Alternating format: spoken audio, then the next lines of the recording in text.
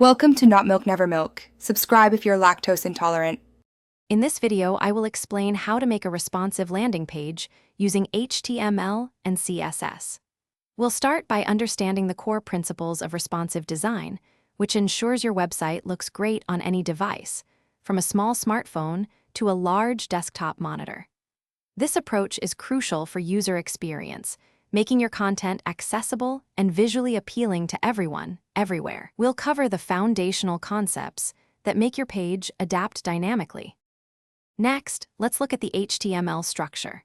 It's vital to include the viewport meta tag in your document's head. This tells browsers how to scale your page. Utilize semantic HTML5 elements like header, main, and footer to organize your content meaningfully.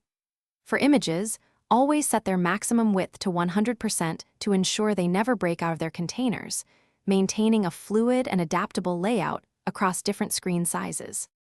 Now, let's dive into the CSS techniques that bring responsiveness to life. Media queries are your best friend here, allowing you to apply specific styles based on screen size.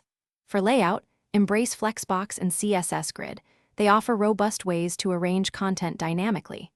Remember to use relative units like rem or em for font sizes, ensuring text scales appropriately.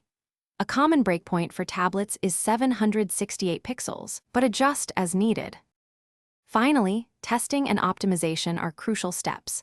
Always test your landing page on multiple devices and screen resolutions to catch any layout issues. Optimize all your images and assets to ensure quick loading times, which is vital for user experience and search engine ranking. Leverage browser developer tools to debug and fine-tune your CSS. Remember to prioritize accessibility, making your page usable for everyone, regardless of their abilities. Thanks for watching. If this was helpful, leave a like and consider subscribing. See you next time.